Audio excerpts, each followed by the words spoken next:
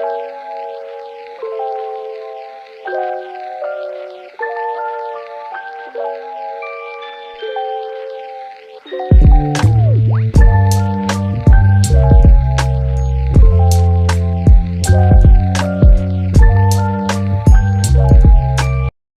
tal? Buenas noches, mi nombre es Antonella de Pilar Compas Silva, estudiante de la carrera de Derecho, curso en el noveno siglo de la carrera.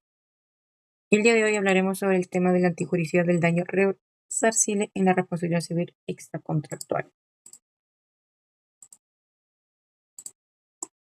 Tenemos una pequeña introducción.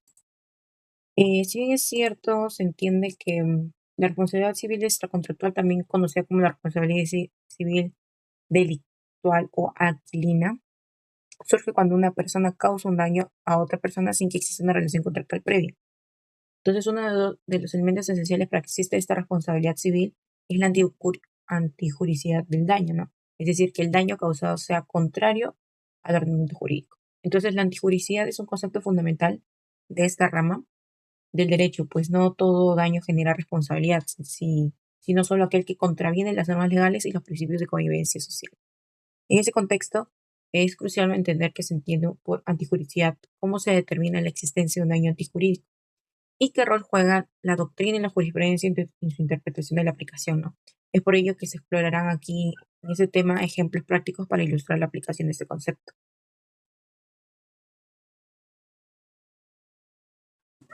Bien, continuamos.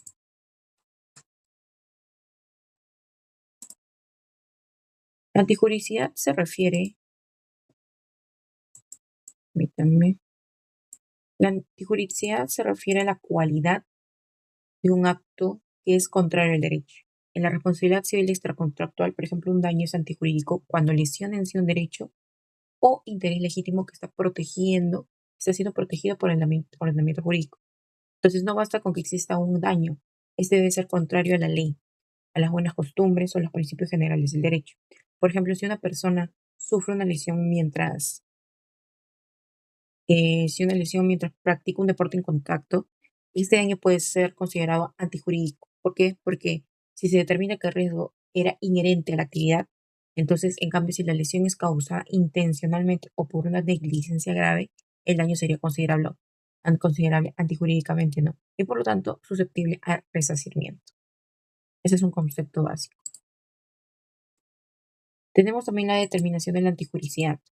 Por ejemplo, para determinar si hay un daño, si el daño es antijurídico, es necesario evaluar varios factores, ¿no? Si bien es cierto, podemos ver aquí tres factores. La existencia de una norma violada. Por ejemplo, el daño debe haber sido causado por la violación de una norma jurídica. Esta norma puede ser una ley, un reglamento o incluso principios no inscritos, pero reconocidos por la doctrina y la jurisprudencia. Está la infracción de derechos de terceros, ¿no? Este daño debe haber afectado un derecho subjetivo o interés legítimo de la víctima. No se considera antijurídico el daño que una persona se causa a sí misma, pues porque, salvo en situaciones excepcionales donde se cause ese daño también sea que afecte a terceros. La relación de causalidad. Debe existir una relación causal entre el acto lícito y el daño producido. Si el daño es consecuencia del hecho natural o de la acción de un tercero sin conexión con el hecho imputado, no se puede hablar de antijuricidad.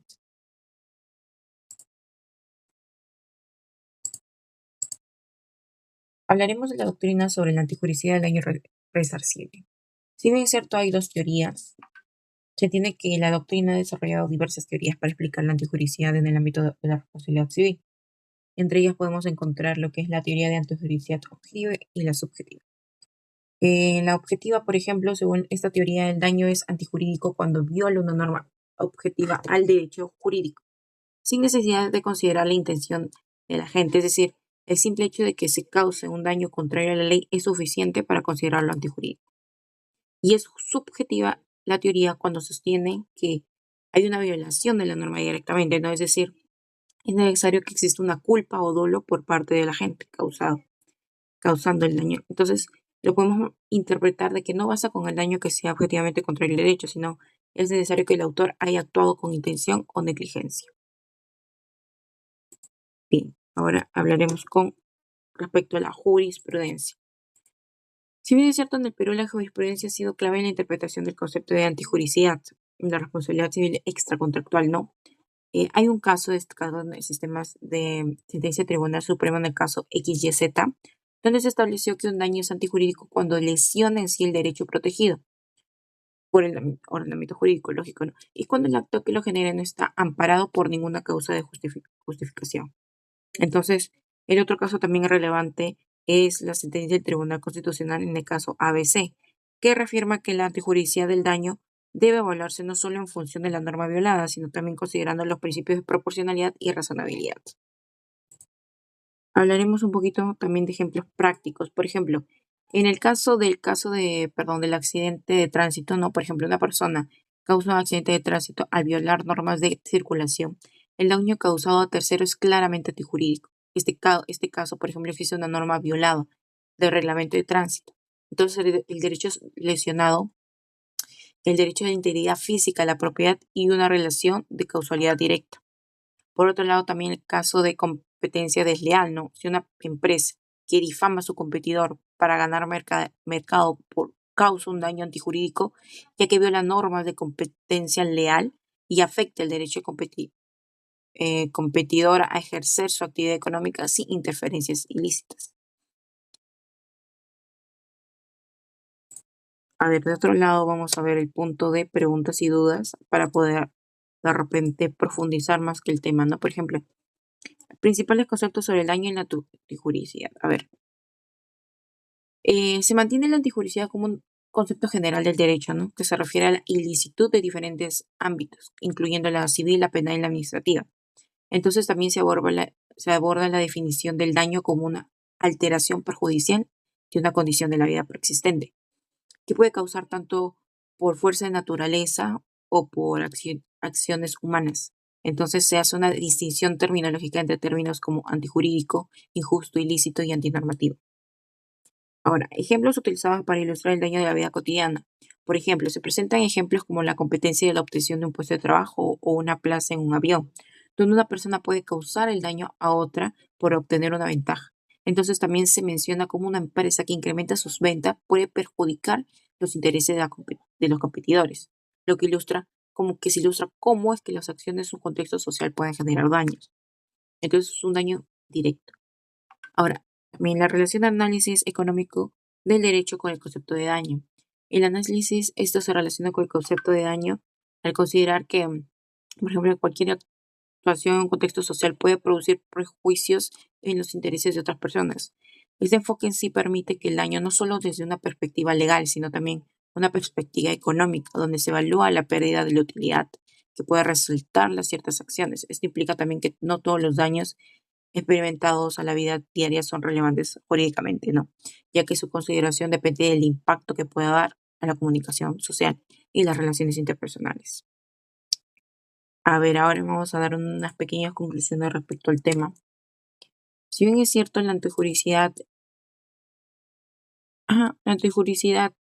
del daño es un elemento crucial en la configuración de la responsabilidad civil y contractual. Se entiende que no todo daño genera una obligación de resarcimiento, sino solo aquel que contraviene el ordenamiento jurídico.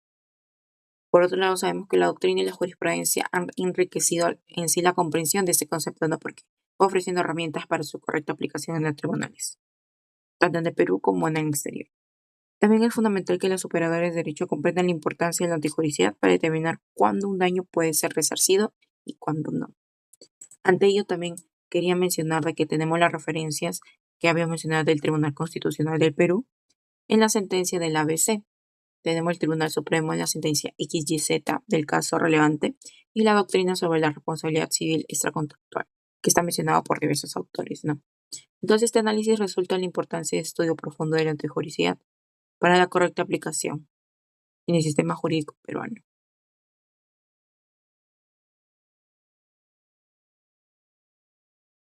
Muchas gracias, espero que les haya gustado el video y por favor sigan la página de Progresemos Juntos.